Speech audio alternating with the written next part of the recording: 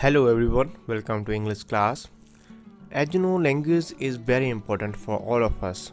Without language, we cannot communicate well. We cannot express our mind. If we don't have command over language, then we cannot communicate our ideas.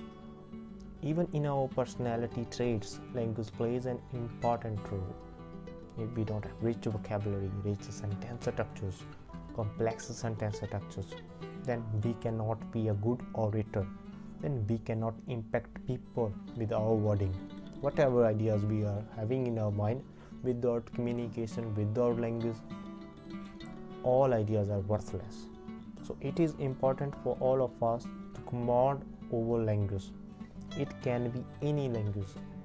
As you know now, English language is lingua franca, or you can say common language around the world. So we are focusing on English language, and it is not our native language, so we will have to work on it, and how deeply we work, and we will be master over it. Okay, so now without wasting time, we start today's topic: active voice to passive voice.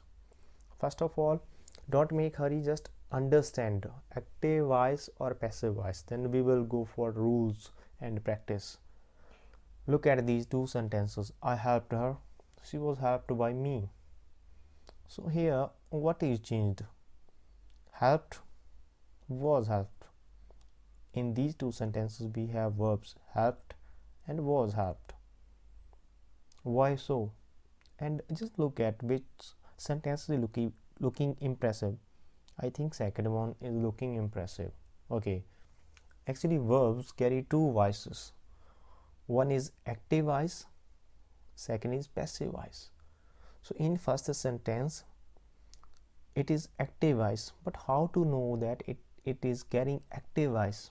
Okay, I just let you know one simple trick. If the subject of the verb is doer, then it is active voice. Like I helped her, the subject I helped her. Who helped her? I. So I, the doer. So this verb is carrying a doer.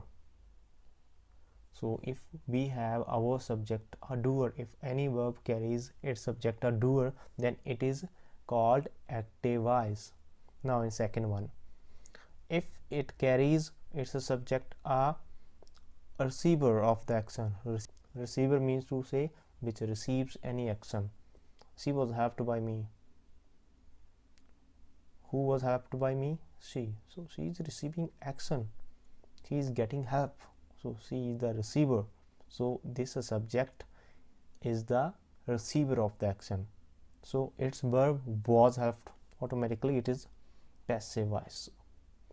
So you will have to understand whether its subject is the doer or the receiver. I am repeating again, if the subject is the doer, then its verb is active voice. If the subject is the receiver of the action, it is passive voice. Okay, now one golden rule you can check here: if we change active voice to passive voice sentence, we will always use past participle of the verb form, which means third verb form. So I hope you got what is active voice and what is passive voice. So now let me start next. Next you can see the active voice and passive voice verbs, how tenses are being changed to active voice to passive voice. Just go through this table once, and then we will take help of this table to change the active voice to passive voice.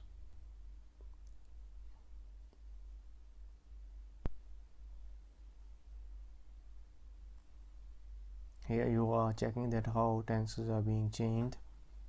All the tenses, all the major tenses that are possible to change from active to passive voice are given here in this table.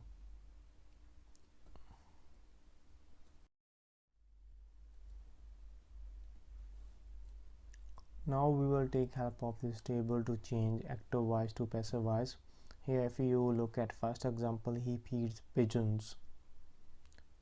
Here we are using first verb form. Look at the table: present form of verb or you can say first verb form. And to change it into passive voice, you need helping verb is, or, am, or are. You can use according to the subject. If the subject is singular, use is. If the subject is I, use am. And if the subject is plural, use are. And past participle, it will remain same in all the passive voice sentences. We will use third verb form, or you can say past participle. So answer is pigeons are fed by him. So here what we have changed, feeds to are fed. It is according to the rule of active voice to passive voice. And with that we have changed pronoun as well, he to him. Yes, this is another rule, that whenever we change active to passive, we make the object subject. Mean to say object, which one is object in the active, it will be the subject in the passive voice. So put it first. Then according to the rule, verb forms are changed. Then use by in most of the sentences, or in passive we use by. Then he to him. So just look at this table, that we change pronouns, he to him, she to her, they to them. You will not change. I to me, same as it will not change. It to it, we to us. So these all are rules which we will have to follow during active voice and passive voice.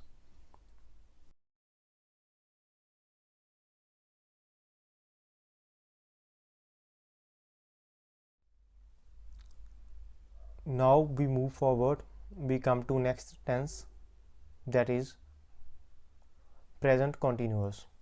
Rohon, a mad dog is chasing Rohon. So how to make it passive? Note here, as I told you already, that we will change it. The object is Rohan, put it first. Then according to rule, follow the rule. Is, am, are, if we are having in the active voice, then it will be same. Is, am, are we can use in the passive, but the change it being.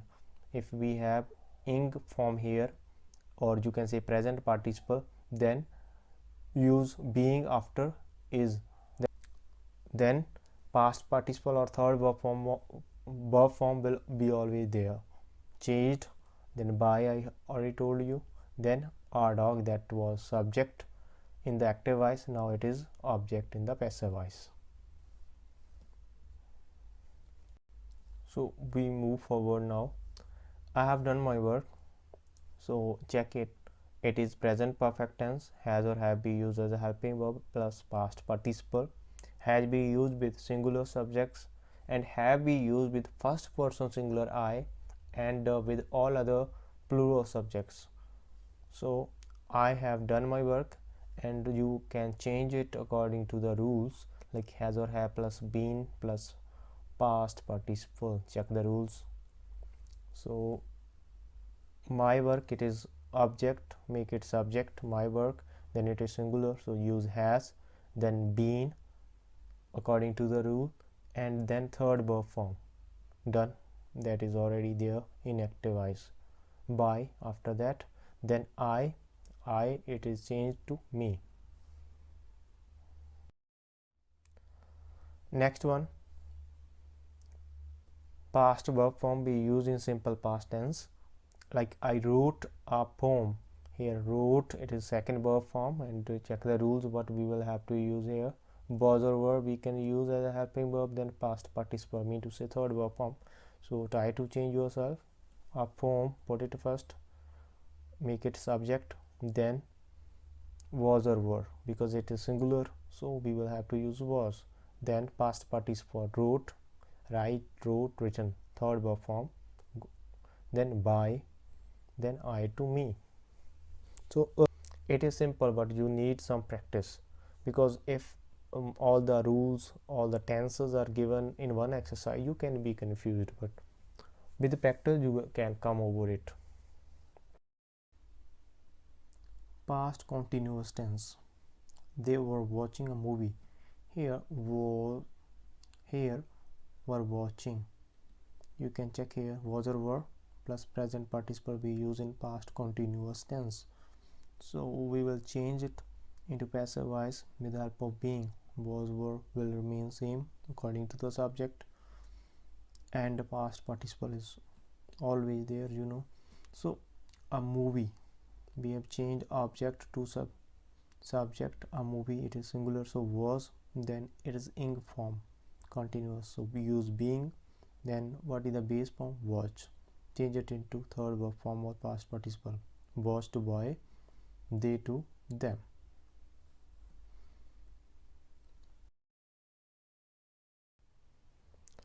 Next one,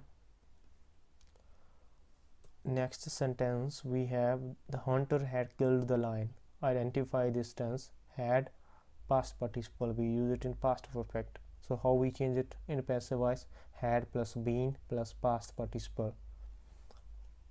Okay, the object is the lion, put it first, then had according to the rule, then we will have to use been. Yes, been, put it, and then killed, it is already there, past participle, use it. Then by, then the subject is the hunter, so the hunter we put in the last.